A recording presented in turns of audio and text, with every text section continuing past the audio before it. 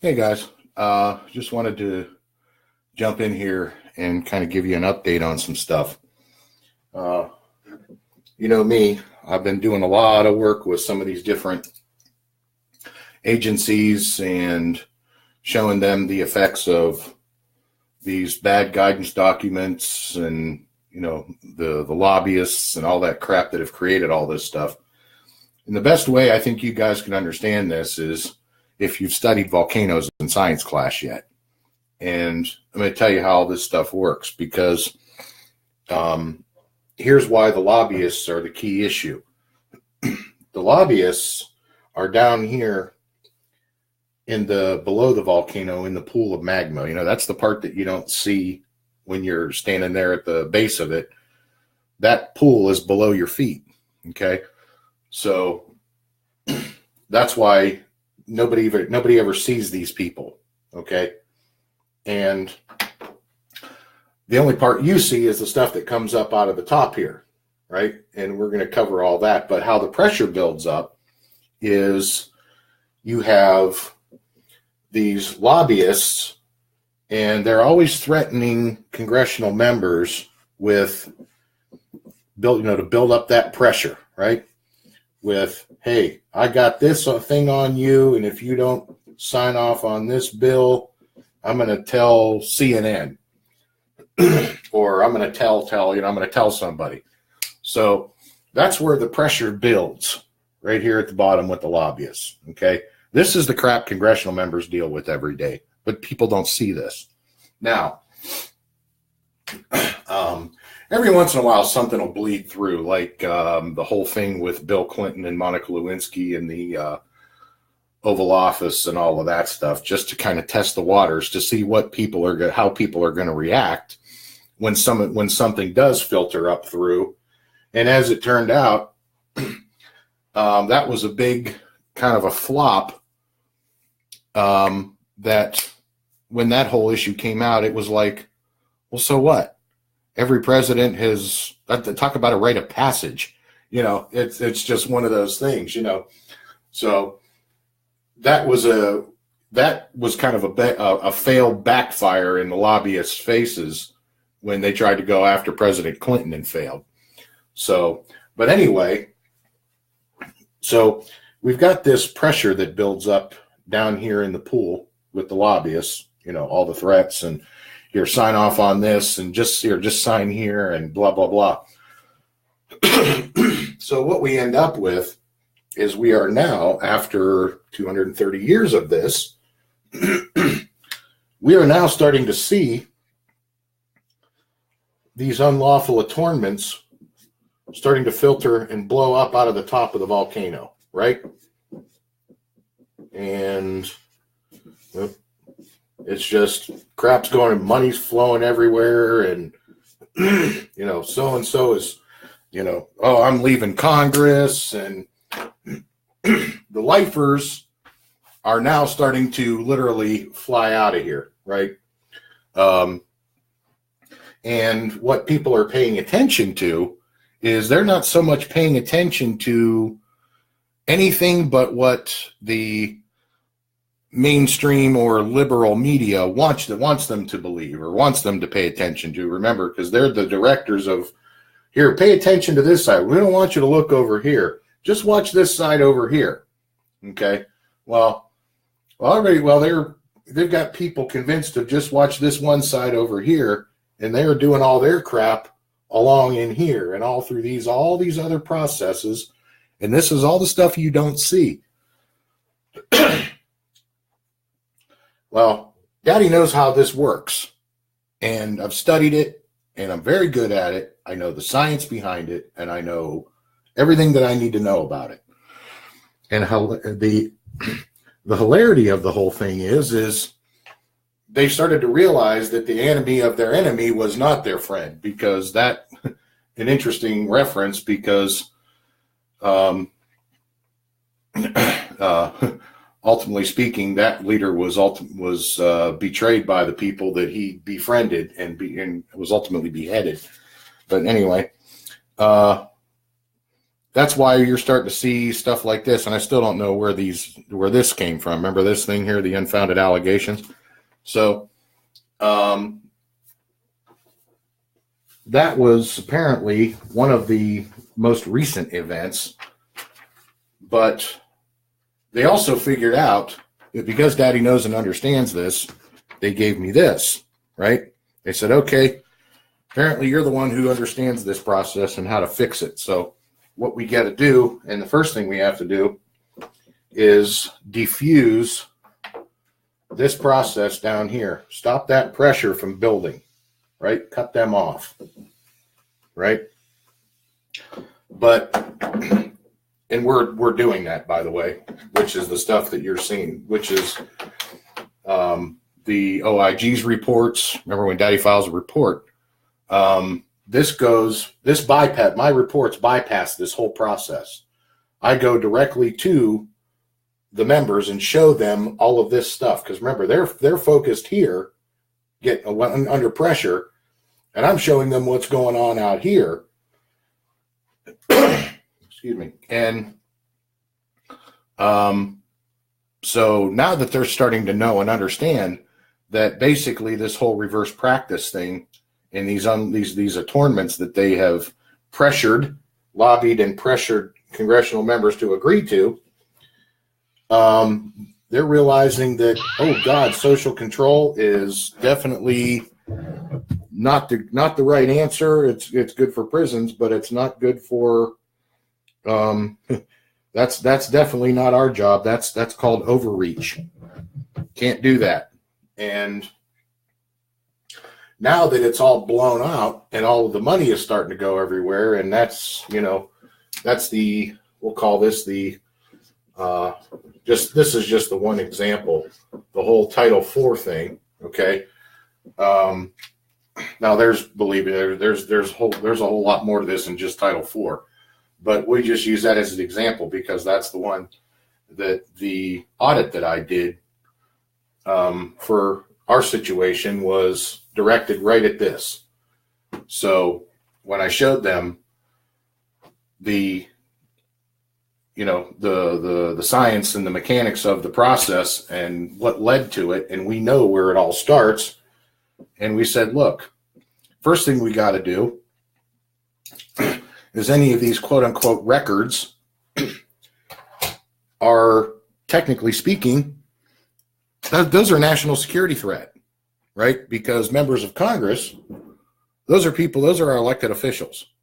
They sit in the inherited emolument, remember the seat, okay?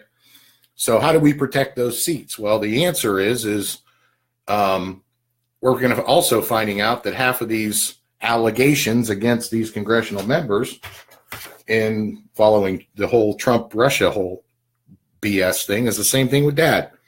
Where Trump was, there was no collusion. Well, same thing, unsubstantiated. So what congressional members are finding out now is there is a process called a judicial estoppel, and it's called estoppel by misrepresentation. And this goes back to 1882. What this means is this is an estoppel that arises when one makes a false statement that induces another person to believe something and that results in that person's reasonable and detrimental reliance on that or on the belief. So basically, when the lobbyists go in and they tell Congress, remember that whole building the pressure thing, that's the coercive process, right? That's where the coercion happens. And that's where the appearance of collusion is the result of it. Because they take those and say, oh, well, so-and-so did support blah, blah, blah, blah, blah. Here's what happened. Whoever so-and-so was coerced into it, probably through some misrepresentation of some false allegation.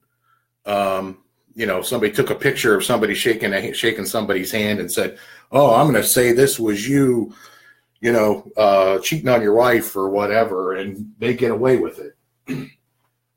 Because there's never been any check or balance mechanism to keep these people, these swampers, I'm just going to call them what the hell they are. Keep these swampers out of this process, right? Well, now that they've got all these quote-unquote pictures and 230 years worth of crap, that's probably 90% of it is 150% horse hockey. Well, what we do is we just say, okay, well, we got to protect congressional members, and we say, hey, look, any of this information that is used, that they try to use against them, number one, we've got no way to verify it. So because we've got no way to verify it, we have to just say, you know what? It all starts somewhere. There's a way we have to, cut this pressure building process off at the top, because now that we're starting to see these money streams in the forms of these titles that they've coerced Congress into believing we're supposed to be, oh yeah, that's us managing government. It's not managing government. It's them trying to manage us. So, and that's definitely not our government. That's repugnant to our form of government, which we'll talk about later. So what you're seeing now is all of these emoluments running down the outside of this volcano. Okay, this is the money trails that everybody's following. And what they forgot was the process that created all of this pressure originally started with the swampers. Okay, so that's why when we say the process in DC is its own little world, it is its own little world. It's right here at the base of the volcano. And so this is why we start to the point now where it's gotten to where the real bad actors, who are the ones applying the pressure, right? They're starting to, because we've identified them, right? And as it turns out, a lot of them are bar members, right? This is where this goes all the way back to our original history, back to the War of 1812. This is just another example of bankers and bar members going head to head. So, and this is actually kind of interesting. You kids will enjoy this when we actually get a chance to sit down and go through the history books. But anyway, for the 230 years, because this process was all monopolized, we only had one entity, just the one. And that was until Dad created his company. And because I created my company to fight this monstrosity down here, because I know where it starts, I've always known where it was, I said, okay, we're going to diffuse, and we're going to start to call out some of these bad actors, right, that are attacking the seats, the inherited emoluments, right? And you have to basically agree to disagree sometimes with some people and know and understand that, hey, guess what? People are human beings. It is what it is. And probably, like I said, 80 to 90% of this BS that's led to all of this is BS. It started with probably somebody taking a picture of somebody in a compromising position, and it just exploded from there. So it's to the point, that's where political correctness comes from, right? I'm going to tell on you if you don't sign this piece of legislation. Well, that's the process that has bled out into here, and the whole that whole substandard of justice, that, social justice and social this and social that and social status and social shit, as far as I'm concerned. But anyway, that's one of the best things about showing them that, look, here's what you've been dealing with. You know it and I know it, right? So I'm going to go in and I'm going to show you exactly what I've demonstrated to them, how we've dealt with this in the private sector. Because believe me, we see a lot of this in the private sector. So-and-so is innocently making copies in the copy room, and, you know, in walks a pair of legs. And when they both come walking out of the copy room, you know, there's somebody standing there with taking a selfie, and all of a sudden these two are in the selfie. So, and there was nothing that ever happened other than you got, you know, these two people that were making copies in the copy room, but now all of a sudden they're dating and having sex, and the rumor mill starts, and all of that. Happy, of course, hockey. But anyway, so now that we know where that process started, we can go in and we can diffuse it, and that's exactly what we've done. So remember when I showed you the example of the spine of loss prevention, remember? I'll run through that real quick again. And that's LP, and then we have agency name here, and then we have agency name here, and we have agency name here, and same thing over here, agency name here, and outside here now in the private sector, the information flows through loss prevention to the CEO and to the leader of the company, right? Flows this way. In government, because remember, they don't have this process. This information comes through all these different what they call risk management in government. And what ends up happening is it's supposed to go here, where it ultimately ends up is it ends up in that swamp pool down here to build the pressure, right? Well, because there's been no reporting mechanism to go up here until I started doing what I do and showed them that, hey, look, your risk management policy is repugnant to our form of government. What you need is to replace that with loss prevention and change the direction of flow of information to the lobbyists and the swampers right where it needs to go. So when the congressional committees, we'll just say this is Congress,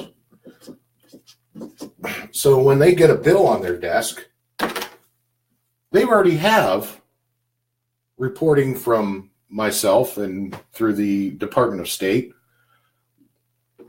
We've already done the studies on all of this stuff, okay? We've interviewed the people here down in this agency, and this agency, and this agency. So by the time these swampers, okay, they're trying to push their way through us, right?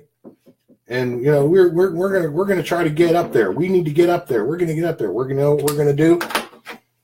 We're gonna say we are stopping your process because we know exactly what you're doing and we know exactly why you're trying to do it. And as far as the information filtration process, that has many filters through it. This is not just a straight line. There's a filtration process here, and one here, and then another one over here, and then, you know, some of these are divided into 2 or 3 different sections. So to make sure that all the information that gets here is true and accurate, it goes through multiple processes and multiple sciences and diagnostics to filter out anything that is that could potentially negatively affect. Remember, in the private sector, we call that consumer confidence, right? If there's no consumer confidence in the company and in the product, guess what happens to the company? It fails. Well, remember, In the public sector, that is called public trust. And in the private sector, we have a very good defense mechanism to defend against this happy crap down here. And the public sector has never had this. They've never had this. And guess what? They've got it now because it does exist in law, and your dad found it. So that's why when you talk about the significance of what an emolument is, that means, it's more than just the money. It is the position. Okay, the position in government. And it doesn't matter if it's an elected position or if it is somebody who was just hired to do the job. And that's how we manage all of this, right? Because whereas before in the public sector, these swampers, right, have had government convinced that, well, they have to do everything through mandates, including a mandated budget, right?